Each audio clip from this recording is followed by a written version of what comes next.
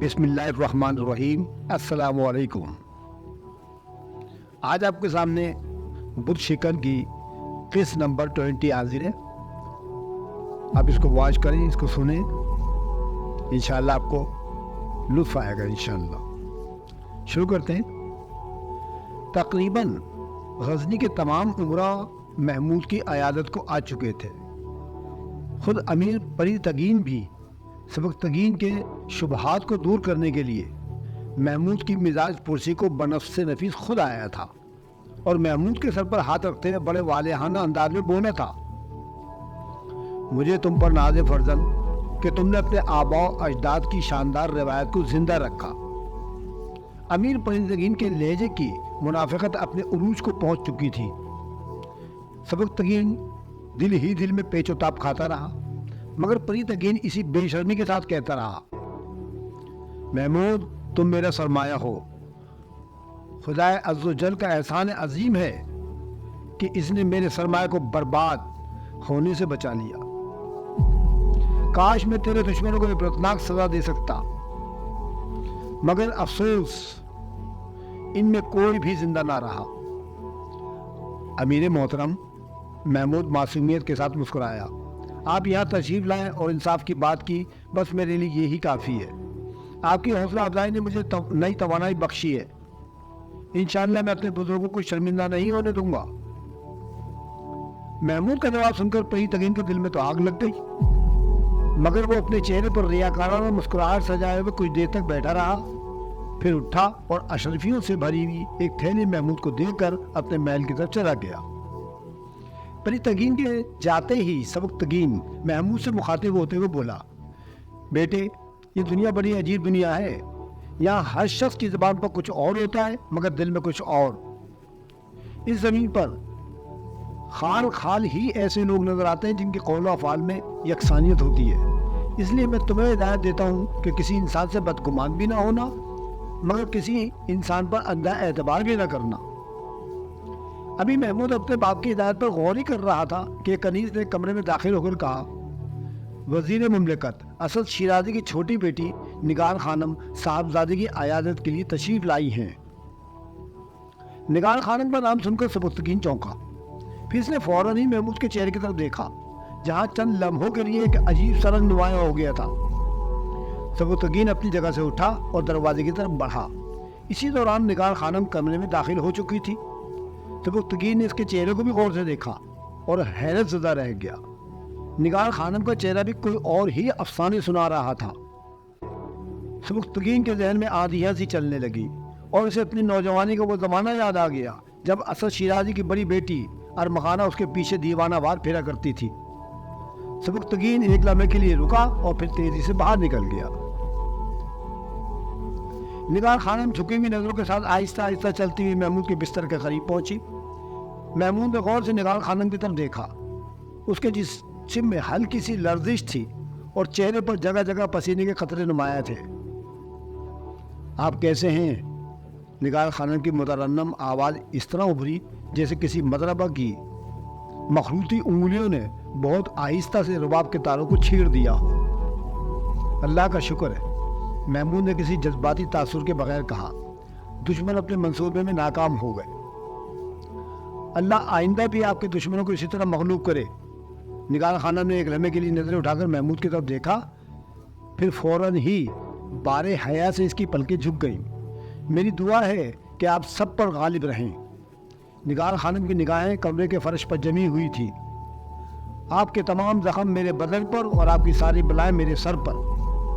یہ کہہ کر نگار خانم تیزی سے مڑی اور کمرے سے باہر نکل گئی۔ محمود سوچتا ہی نہیں گیا کہ اب تک اس کے کسی عزیز یا ساتھی نے اس انداز میں اپنے جذبات کا اظہار نہیں کیا تھا۔ محمود کو پہلی بار احساس ہوا کہ ابھی کچھ دیر پہلے غزنی کی حسین ترین دوشیزہ اس کی عیادت کے لیے آئی تھی۔ کچھ دن بعد محمود نے غسل صحت کیا۔ اس موقع پر سبکتگین نے غریبوں اور محتاجوں میں صدقات تقسیم کیے اور اس کے ساتھ ہی ایک خاص جشن کا اہتمام بھی کیا۔ اس جشن میں سلطنت غزنی کے تمام امیروں اور سرداروں کو مدعو کیا گیا۔ امیر پری تگین اور اسد شیرازی نے بڑے منافقانہ انداز میں سبکتگین کو اس کے بیٹے کی صحتیابی پر مبارکبادیں پیش کی۔ ریاکاری کے اس مظاہرے کو دیکھ کر سبکتگین کے دل و دماغ میں طوفان سے اڑ رہے تھے، مگر اس نے ان دونوں کا شکریہ ادا کیا اور پوری تقریب کے دوران اپنے ہونٹوں پر مصنوعی مسکراہٹ سجائے رہا۔ اس وقت نگار خانہ بہت خوش نظر آ رہی تھی۔ جب محمود کو نظر اتارنے کے لیے حرم سرا میں بلایا گیا تو سب سے پہلے نگار خانم نے آگے بڑھ کر اپنے والہانہ انداز میں محمود کو اس جشن شہد پر مبارکباد پیش کی۔ جواب میں محمود نے بھی خاص انداز سے نگار خانم کا شکریہ ادا کیا۔ اس وقت غزنی کی ملکہ کی حیثیت سے ارمغانہ شیرازی بھی تقریب میں موجود تھی۔ اس نے اپنی چھوٹی بہن کی اس حرکت کو بہت حیرت اور غور سے دیکھا۔ پھر ارمغانہ کے ذہن میں گرد و غبار کے بگولے سے اٹھنے لگے۔ اسی رات ارمغانہ اپنے باپ اسد شیرازی سے ملی اور پورا واقعہ بیان کرتے ہوئے بولی، بابا جان، میں نگار کی اس حرکت کو برداشت نہیں کروں گی۔ اسد شیرازی بہت دیر تک خاموش بیٹھا رہا۔ اس کے چہرے پر مختلف رنگ ابھر کر ڈوب رہے تھے۔ پھر وہ آہستہ آہستہ کہنے لگا، آخر کیوں؟ اس لیے کہ میں غزنی کی ملکہ ہوں اور نگار خانم میری چھوٹی بہن ہے۔ اس حوالے سے مجھے یہ بات قطعاً پسند نہیں کہ میرے خون میں غلام زادی کی محبت موزن ہو۔ ارمغانہ کے ہونٹوں سے نفرت کی چنگاریاں برس رہی تھیں۔ اسد شیرازی بڑی خباثت کے ساتھ مسکرایا، میری جذباتی بیٹی، مملکت غزنی کی مغرور ملکہ، تم یہ بات بھول گئی کہ محمود اسی غلام کا بیٹا ہے جس کی محبت میں تم خود بھی گرفتار ہو چکی ہو۔ میری محبت تو آپ کے منصوبے کا ایک حصہ تھی نا، ارمغانہ نے انتہائی تیز لہجے میں کہا۔ تو پھر نگار خانم کی محبت بھی میرے نئے منصوبے کا حصہ بن جائے گی۔ اسد شیرازی کی آنکھوں میں فتنے کا ایک نیا عکس ابھرنے لگا۔ میں تمہارا شکر گزار ہوں کہ تم نے بروقت مجھے اس حادثے کی خبر دے دی۔ اب میری تمام مشکلیں آسان ہو جائیں گی۔ وہ کام جو میرے شاطر جاسوس نہ کر سکے، اب اس کام کو نگار خانم نہایت خوش اسلوبی کے ساتھ انجام دے گی۔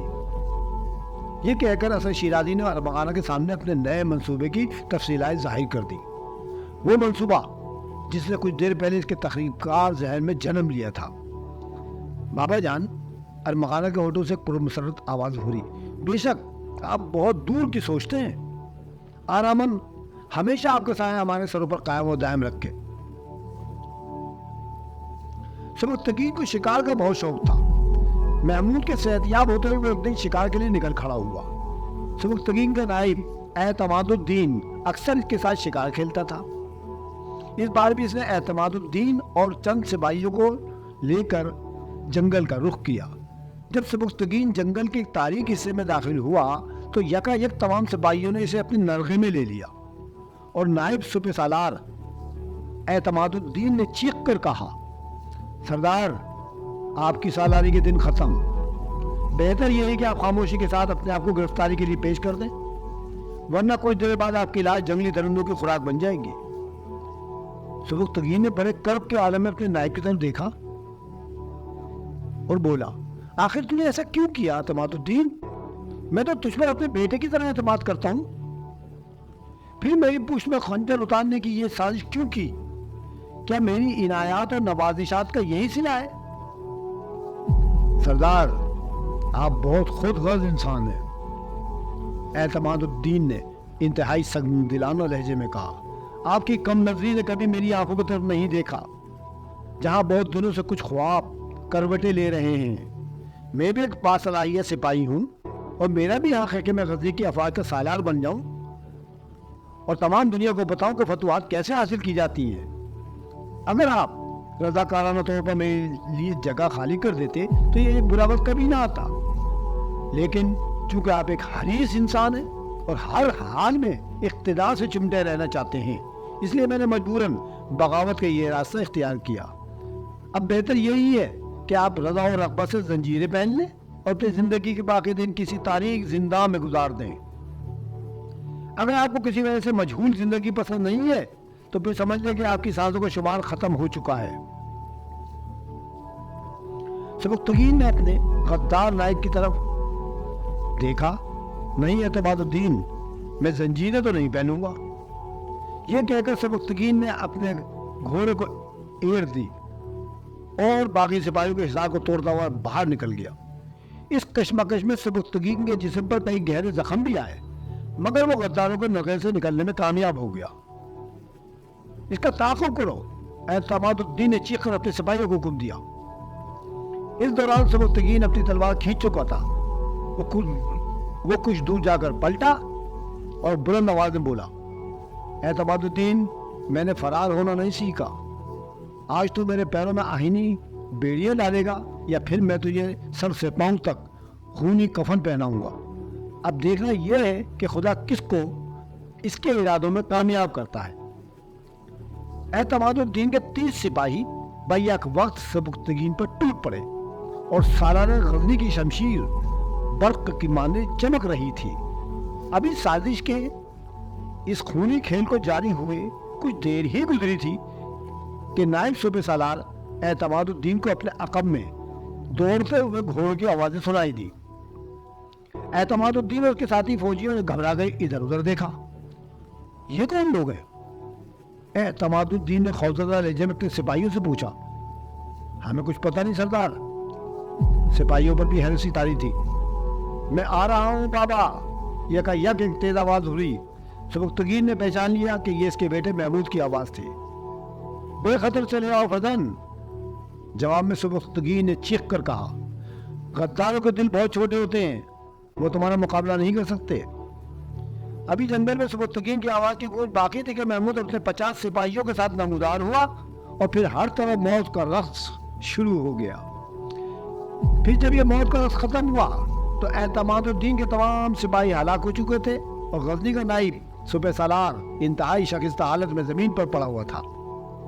सबुख्तगीन एतमादुद्दीन को देखकर मुस्कुराया और बोला, एतमादुद्दीन, आज मैंने सुअरों से भी ज्यादा नापाक जानवरों का शिकार किया है। तुम सब जानवर ही तो हो कि अपने मोहसिनों से गद्दारी करते हो, बल्कि जानवरों से भी बदतर हो कि बहुत से जानवर अपने आकाओं के एहसान का कर्ज उतारने के लिए अपनी जानें तक दे देते हैं। एतमादुद्दीन जख्मों से चूर था और फरियादी लहजे में अपने गुनाह की माफी मांग रहा था। सरदार में मजबूर था। अगर ऐसा न करता तो अमीर परी तगीन का जहर आलू खंजर मेरी शहरा काट देता। सबुख्तगीन ने हैरत से अपने नायब की तरफ देखा और फिर आगे बढ़कर महमूद को गले से लगा लिया। फर्जन, तुम यहाँ कैसे पहुंचे? सबुख्तगीन ने पूछा।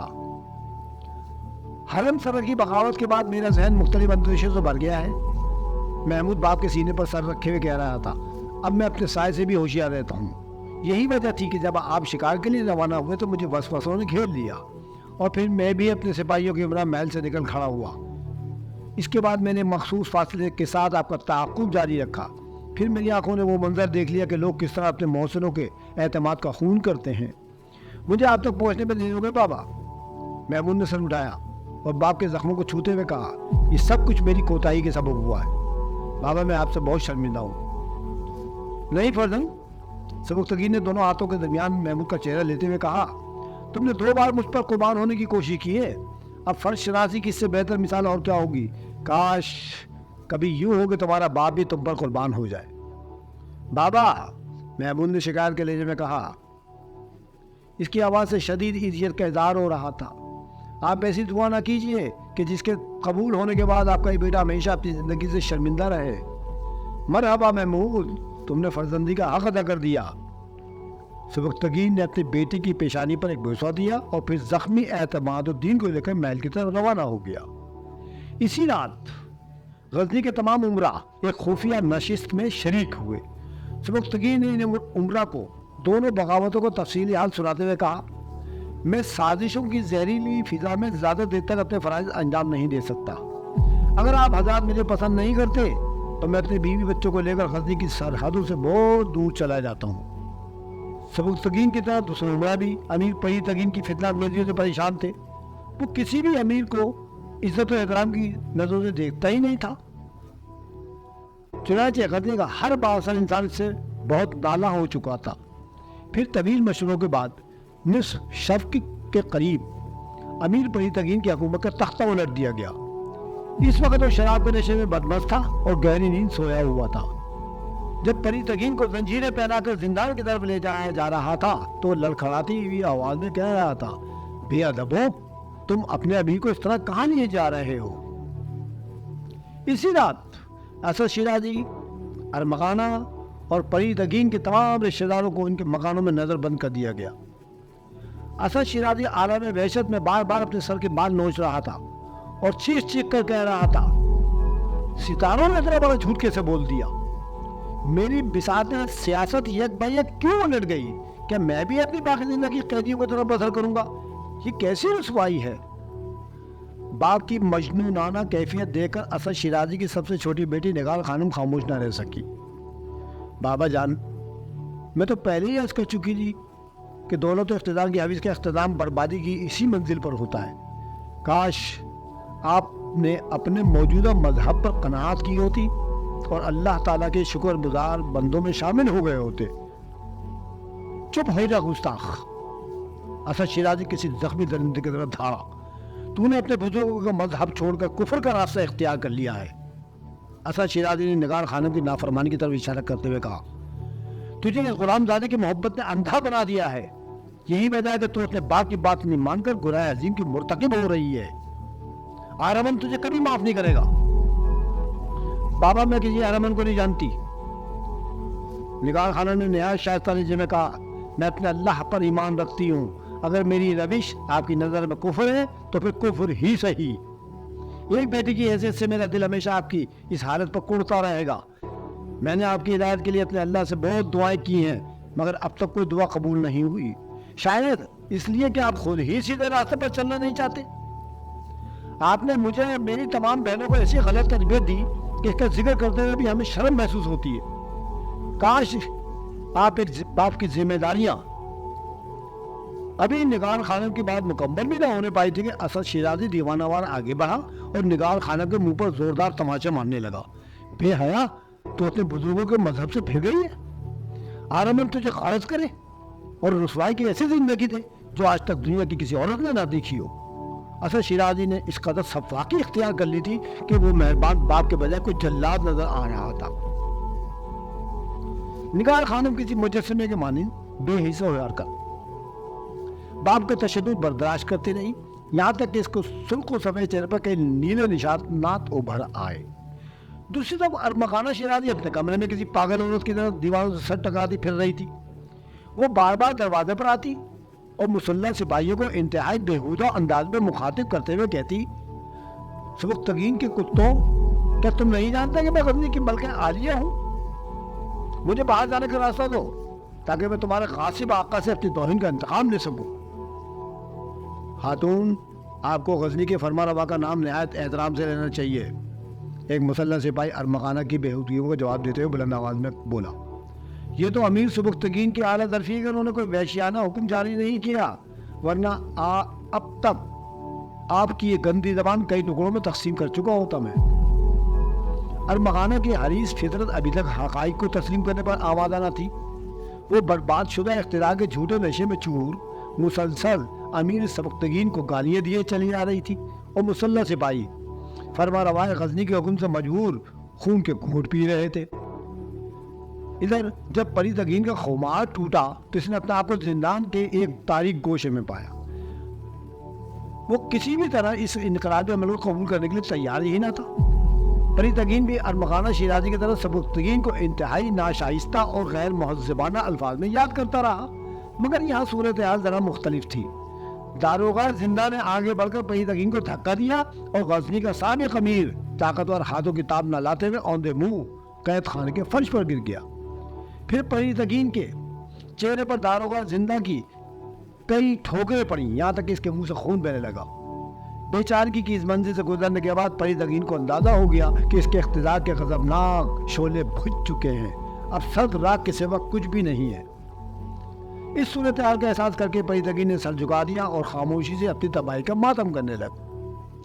وہ جمعے کا دن تھا اور 27 شعبان 366 ہجری کی تاریخ تھی جب سبکتگین کے سر پر چتر سرخ سجایا گیا۔ تمام امراء غزنی نے اس کے ہاتھ پر بیعت کی اور متفقہ طور پر اپنی وفاداریوں کو یقین دلایا۔ جب امیر کو تاج پہنایا جا رہا تھا اور غزنی کے معزز سردار احتراماً اپنی نشستوں پر کھڑے تھے، اس وقت اچانک امیر سبکتگین کے کانوں میں سید امیر علی شاہ کے الفاظ گونجنے لگے۔ اپنے اندر اور باہر کے بتوں کو توڑ دے، پھر اللہ تیرے پیروں میں پڑی ہوئی غلامی کی زنجیریں کاٹ دے گا۔ سید کے الفاظ کی گونج سنائی دی تو سبکتگین کی آنکھوں میں آنسو آ گئے۔ پھر اس نے انتہائی پر اصل لہجے میں اپنے درباری کو مخاطب کرتے ہوئے کہا، اے شہر غزنی کے معزز و غیور باشندوں، اس دنیا میں نہ کوئی معظم و محترم ہے اور نہ کوئی حقیر و ذلیل، سوائے اس کے کہ اللہ جسے چاہے بلند کر دے اور جسے چاہے پست کر دے۔ میرا پورا ماضی تمہاری نظروں کے سامنے ہے۔ کل میں ایک عام انسان تھا جسے یہاں کے کچھ بااثر افراد غلام زادہ کہہ کر پکارتے تھے۔ میں تم سے ان کے اس تحقیر آمیز سلوک کی شکایت نہیں کر رہا ہوں، وہ ان کا اپنا طرز عمل تھا جس کے وہ خود ذمہ دار ہیں۔ میں اپنی طرف سے ان لوگوں کو معاف کرتا ہوں جن کی تہمتوں کے نشتروں کی خلش مجھے آج بھی اپنے دل کے قریب محسوس ہوتی ہے۔ اے اہل دربار، تم گواہ رہنا کہ میں اپنے مخالفین سے کوئی سیاسی انتقام نہیں لڑ رہا ہوں۔ میرا دل ان کی طرف سے ذرا بھی تنگ نہیں ہے۔ اگر وہ اس مملکت اسلامی کی تعمیر و ترقی میں میرا ہاتھ بٹائیں گے تو میں ان سے جھک کر ملوں گا اور انہیں اپنے سر پر بٹھاؤں گا۔ سبکتگین کی پرجلال اور باوقار آواز اس طرح گونج رہی تھی کہ پورے دربار پر سناٹا چھایا ہوا تھا۔ وہ پھر بولا، اور اگر کسی نے مجھ سے ذاتی دشمنی کا سلسلہ جاری رکھتے ہوئے قانون شکنی کی کوشش کی تو وہ شخص مجھے اپنا بدترین دشمن پائے گا۔ میں غزنی کے تمام لوگوں کو عزت و آبرو اور خوشحالی کی زندگی دینا چاہتا ہوں۔ عدل و انصاف میری بنیادی ترجیحات میں شامل ہیں کہ اس کے بغیر کوئی گوشہ زمین شاد و آباد نہیں رہ سکتا۔